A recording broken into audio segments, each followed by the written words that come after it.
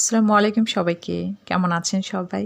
আশা রাখছি আল্লাহর অশেষ রহমতে সবাই অনেক বেশি ভালো আছেন, সুস্থ আছেন। এই প্রত্যাশায় শুভকামনায় আপনাদের সবাইকে আকন্দ হোমস ডায়েরির আরও একটি নতুন ভিডিও দেখার জন্য ওয়েলকাম জানাচ্ছি। আজকের ভিডিওটা সন্ধ্যার পর থেকে শুরু করেছি।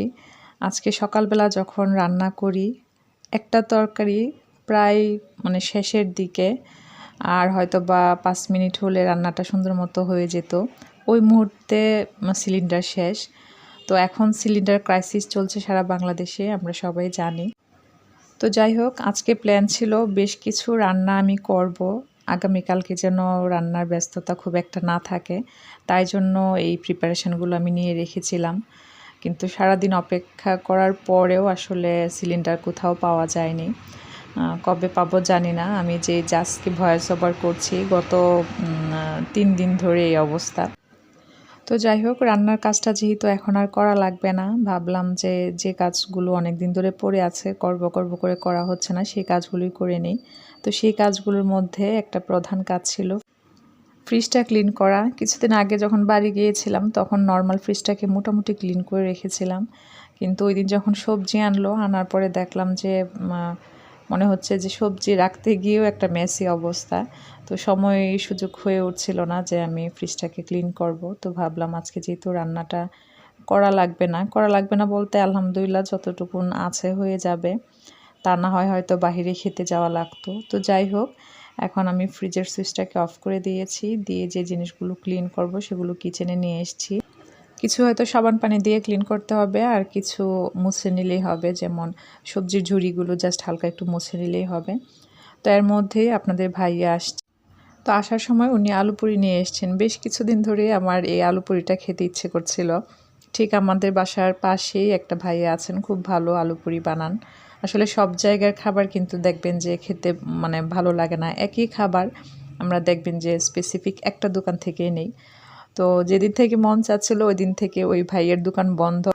সত্যি বলতে হুটহাট খাবারের ক্রেভিংস বা খাবার নিয়ে বায়না করা আমার খুবই কমই করা হয়। তো আপনাদের ভাইয়া জানে যখন আমি কোনো একটা কিছু বলি তার সেটা খুব বেশি মন চেয়েছে।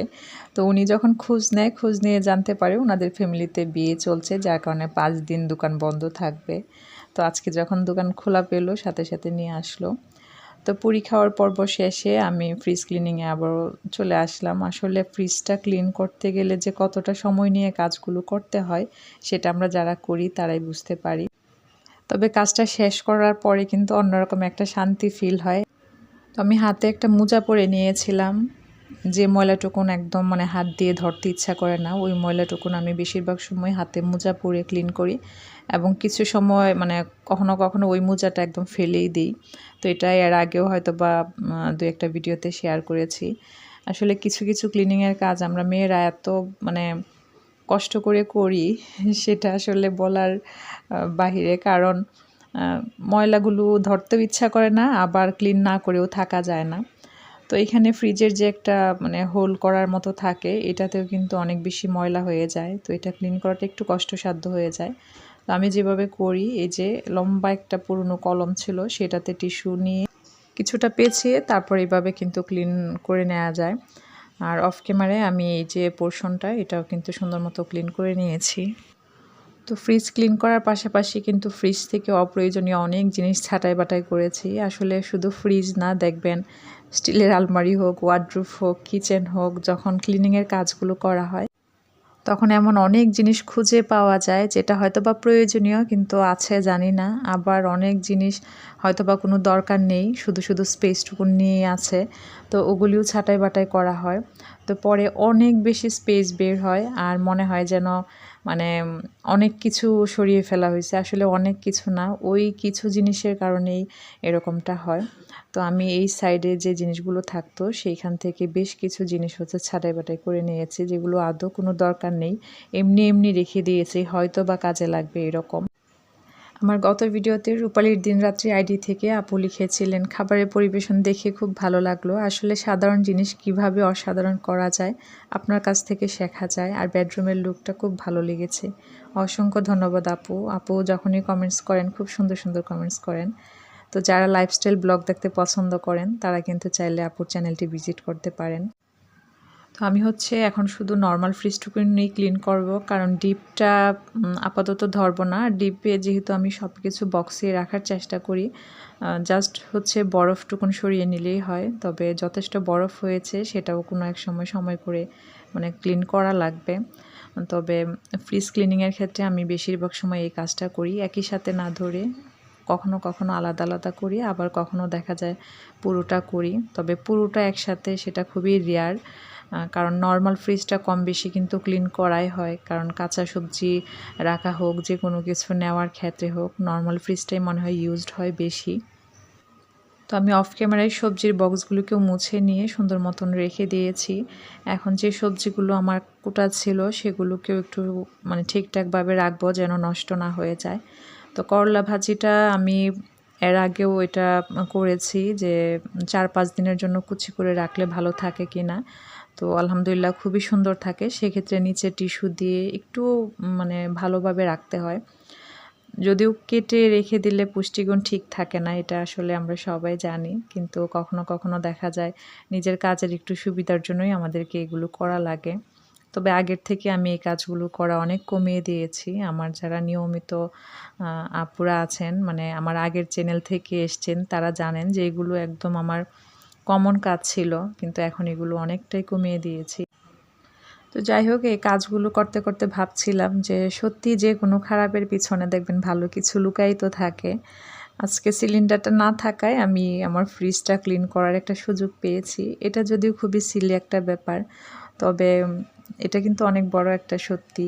আমরা আমাদের এই বয়সে এসে সেটা আরও বেশি উপলব্ধি করতে পারি যে আমরা যখন খারাপ সময়ের মধ্যে দিয়ে যাই, তখন আসলে ওই সময়টা পার করাটা খুব বেশি টাফ হয়ে যায়।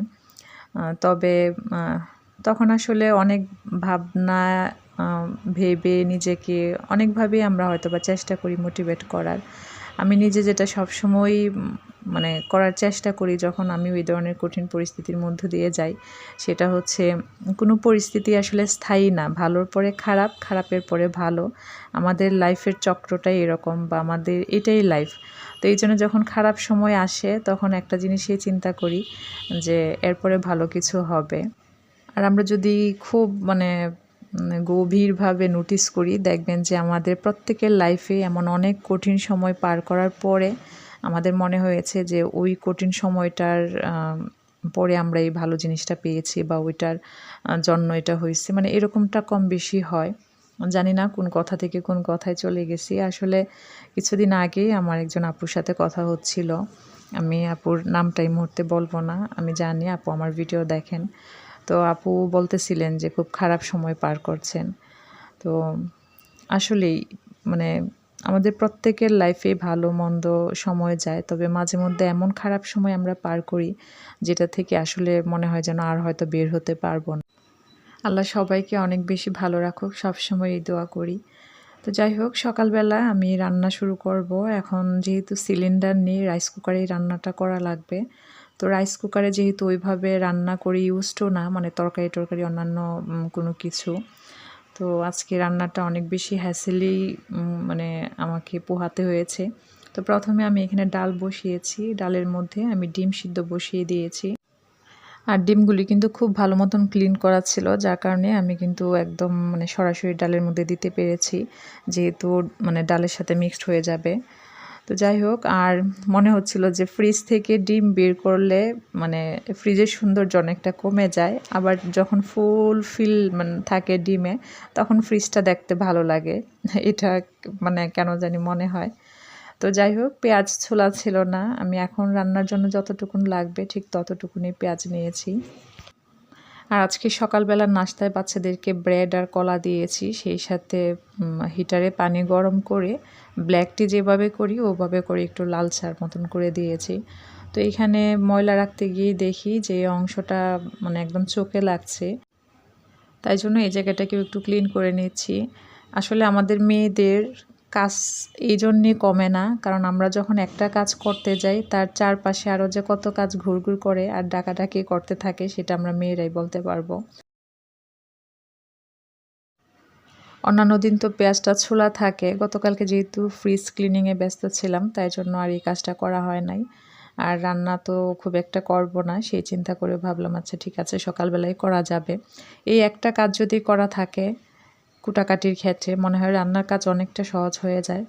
যদিও ছুলে রাখাও নাকি ঠিক না, তো আসলে অনেক কিছুই আমরা জেনেও মানতে পারি না।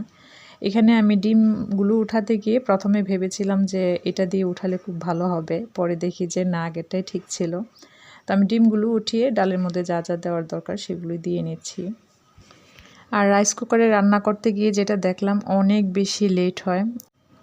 তো আমি ডাল রান্নার ক্ষেত্রে সবসময় ডালটা যখন সিদ্ধ হয়ে আসে ওই পর্যায়ে হচ্ছে সব ধরনের মশলা দিই, তবে শুরুর দিকে হচ্ছে লবণ টুকুন দিয়ে দিই। তো এখন হচ্ছে আমি একটু রসুন আর একটু হচ্ছে পেঁয়াজ কুচি দিয়ে দিলাম, দিয়ে তারপর আরও বেশ কিছু সময় জাল করে নিয়ে দেন হচ্ছে আমি কাঁচামরিচ ফেলে দিয়ে বাগার দিয়ে দিব। তো ডিম ভুনার জন্য এখানে বেশ কিছু রসুন কুচি করে নিচ্ছি, কারণ আদা রসুন পেস্ট করা নেই। গতকালকে যে আমি রেডি করেছিলাম যে পেস্ট করে রাখবো সেটা আর করা হয়নি, তো ভাবলাম এখন যতটুকুন লাগবে ঠিক ততটুকুনি হামানদিস্তাতে একটু করে নেব। তো এই পর্যায়ে হচ্ছে ডিমগুলো ছুলে নিচ্ছি। আর ডালের মধ্যে ডিম সিদ্ধ দিলে কেন যেন সুন্দর মতো ছুলতে চায় না, আর ডিম ছুলতে গিয়ে যদি ডিম না ছুলতে চায় এটা খুবই বিরক্তিকর একটা কাজ। তো জাহিন আবার ডিম ভুনা খেতে চায় না, তো ওর জন্য হচ্ছে ডিম ভর্তা করব আর হচ্ছে বাকিগুলো ভুনা করে নেব। তো আপাতত হচ্ছে আজকে ডাল আর হচ্ছে ডিম ভুনা দিয়ে চালিয়ে নিব। যে আপুরা রাইস কুকারে রান্না করে অনেক আপুরা আছেন আমি জানি, অনেক ধরনের তরকারি রান্না করতে পারেন। তো আমাকে প্লিজ যদি সম্ভব হয় একটু জানায়েন যে রাইস কুকারে কী ধরনের তরকারি রান্না করা যায়। আমার পাশাপাশি হয়তো বা অন্যান্য যে আপুরা জানেন না তারাও জানতে পারবে। তো এখন অনেক আপুরে হয়তো বলবেন যে আপু ইন্ডাকশান একটা চুলা নিতে পারেন। আসলে আমার কিচেনটার সম্পর্কে তো অনেকবারই বলেছি, নিজের ঝামেলা বা প্রবলেমগুলো ওভাবে সবসময় বলতেও ভালো লাগে না। কিচেনের স্পেসটা যেহেতু এমনই যে আমি এখানে চাইলেও ইন্ডাকশান ইউজ করতে পারবো না। এই যে সিঙ্কের পাশে মানে প্লাগটুকুন এতটুকুনি, কিন্তু এর বাইরে কোনো প্লাগ নেই। তো রাইস কুকারটাই যে আমি ইউজ করি, রাইস কুকারটাও কিন্তু আমার নষ্ট হয়ে গেছে অনেকটাই, দেখতেই পাচ্ছেন নিনজা টেকনিকে রান্না চলছে, মানে সুইচটা কিন্তু নষ্ট, মেইন যে সুইচটা। তো এখানে যদি ইন্ডাকশান চুলা সেট করি তাহলে কিন্তু সেটাও নষ্ট হতে সময় লাগবে না। তো সব কিছু চিন্তা করি আপাতত এইভাবে করে করব। তো বাঁধাকপি যে কুচি ছিল ভাবলাম যে দেখি মানে ভাজি করা যায় কিনা, দেখলাম খুব সুন্দর মতোই আসলে ভাজিটা করা গেছে। তো এরকম হয়তো অনেক রান্নাই করা যাবে, আপাতত চলুক, প্রবলেম তো এটা থাকবে না, নিশ্চয়ই সলভ হবে। তো ভাজিটা নামিয়ে নেওয়ার পর সেম কড়াইয়ে আমি ডিম ভুনাগুলো করে নিচ্ছি। প্রথমে তেল দিয়ে তেলের মধ্যে অল্প একটু মরিচ, হলুদ গুঁড়া আর স্বাদমতো লবণ দিয়ে ডিমগুলোকে ভেজে নিচ্ছি। আর ডিম ভাজার সময় যে ছিদ্র করা লাগে সেটাই ভুলে গেছি। আজকে মনে হচ্ছিল জাস্ট কোনো মতে রান্নাটা করলেই হলো এরকম, তারপরেও আলহামদুলিল্লাহ। তো ডিমগুলোকে মোটামুটি একটু জাস্ট মানে সতে করে নেওয়ার মতো, এটাকে ভাজা বলে না, ভেজে নিয়ে দেন হচ্ছে আমি পেঁয়াজ কুচিটা ভেজে নিচ্ছি।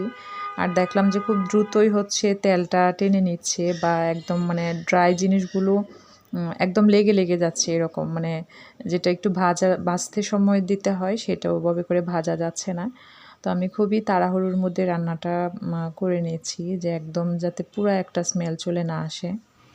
জানি না আমার আজকের ভিডিও আপনাদের কাছে কেমন লাগবে, যেমনই লাগুক প্লিজ কমেন্টস করে জানাবেন।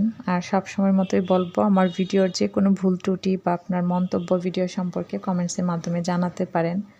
আমার সাধারণ দিন যাপনের সাধারণ কাজকর্মগুলোই আপনাদের সাথে শেয়ার করি। যারা সবসময় আমাকে কমেন্টসের মাধ্যমে অ্যাপ্রিসিয়েট করেন তাদের প্রতি আমি সবসময় কৃতজ্ঞ থাকব। আপনাদের সবার জন্য আমার সবসময় অনেক অনেক দোয়ার ভালোবাসা থাকবে। তো সিলিন্ডার না পাওয়ায় আমার সকালবেলার রান্নার কাজগুলো আজকে এভাবেই করা লাগছে। আমার অনেক বেশি সময় লেগেছে রাইস কুকারে রান্না করতে। যে রান্নাগুলো ৩টা পদ করলে হয়তো বা আমার বড়জোর ১ ঘন্টা সময় লাগতো, সেই জায়গায় আমার মনে হয় প্রায় ২ ঘন্টার মতো সময় লেগেছে। তো এই ছিল আমার আজকের ভিডিও, কেমন লেগেছে কমেন্টস করে জানাবেন। সবাই ভালো থাকবেন, সুস্থ থাকবেন, সবাই সবার জন্য দোয়া রাখবেন। আপনাদের সবার জন্য অনেক অনেক দোয়ার ভালোবাসা রইল। ধন্যবাদ সবাইকে। আল্লাহ।